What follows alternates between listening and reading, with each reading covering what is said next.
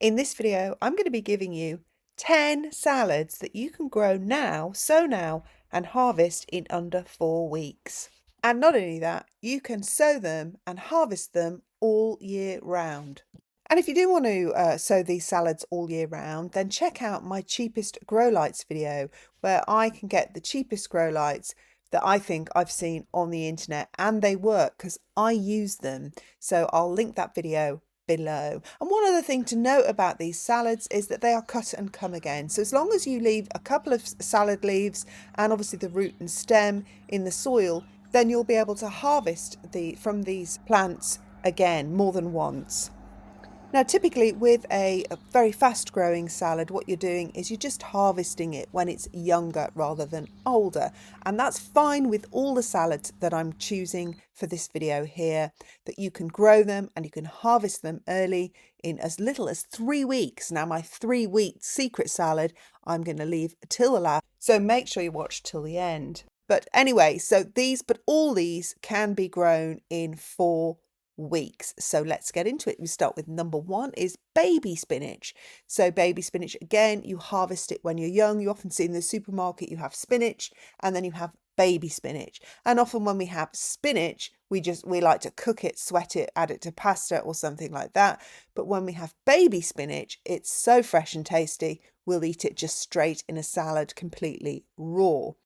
Number 2 is chard. Now, chard, you can have those lovely big leaves and do all sorts of things with those lovely big chard leaves, but you can also harvest it when it's young. And there's all sorts of different varieties of chard as well. You get the ones with the coloured stems called the rainbow mixed, and then you get more elegant ones, which I've got like the silver stems, and they're just beautiful. It's a beautiful plant. It's really easy to grow and it grows really quick, so you can harvest it early within 4 weeks. Number 3 is landcress. Landcress is very similar looking and tasting to watercress, but it's because you're harvesting it within the 4 weeks, it has a slightly milder intensity than watercress, which can be quite sort of spicy. I mean, it's fresh. You're going to have it harvest it early. It has subtle earthy notes to the flavour and obviously that little pepperiness that I love, particularly in a salad leaf, but it's not overwhelming and too strong.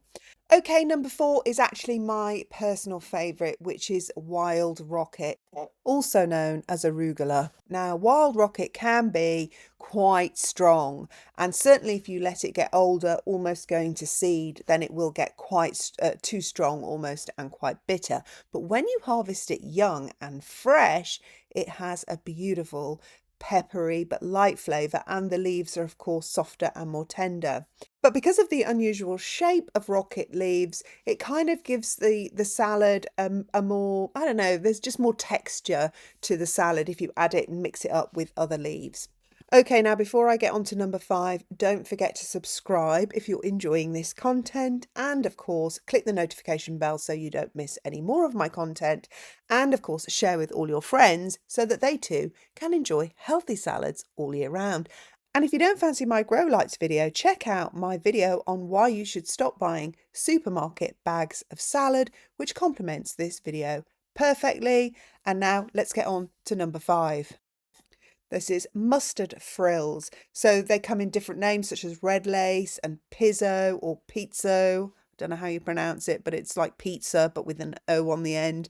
Anyway, it's red, so that's great because now we have more colour in our salad as well. And again, like rocket, it has that sort of unusual shape, so it adds that sort of different kind of texture to your bog standard salad leaves.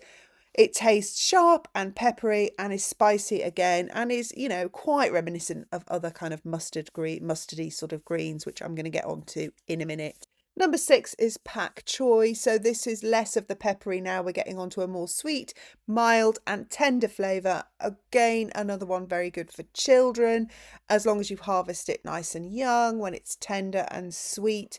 And it's just, a nice sort of filler salad leaf, I think. Number 7. So number 7 isn't actually a salad leaf, but because it grows so quickly, I'm going to include it because you do typically have them in salad, and that is the radish. Again, a really nice, crisp, distinctive flavour, and you can buy all sorts of different varieties of radish. They grow so quickly. They're peppery, they're sharp, and they're just absolutely brilliant in a salad. So I had to include them. That's the radish. So number 8 is Mizuna, which is a type of Japanese mustard green. Again, peppery, spicy, but gentle. It comes in red and green, so you can pick your colour, and it's, just another one with great texture and flavour. Number 9 is baby kale. So unlike the sort of more mature kale, which you want to cook and it's sort of not that appetizing, when you harvest it young, of course, it is again tender and just more, appealing. It's a lot less bitter and it's sweeter than the older kale. And then number 10, the final one, can grow as quickly as 3 weeks to harvest, and that is Greek cress. So again, it has a distinctive peppery flavour. It's sharp, it's spicy, can be, some people say it's like tangy, sort of tangy mustardy flavour. It's very aromatic. It can be used as a herb, actually. It's just a really, really delicious, another delicious salad leaf. I mean, they're all delicious. So there you go. You could have the most amazing salad 4 weeks from now with all these different salad leaves. And, if you want to really even add to it, you can do pea shoots, microgreens, and all that stuff to add to it as well. So enjoy yourself growing these herbs, salads, and make sure that you have a really nice, fresh, healthy, nutritious salad in 4 weeks from now. Thank you for watching. See you again soon. Bye. Just before you click off this video, I would like to bring to your attention a little known book that I wrote called Robert the Lonely.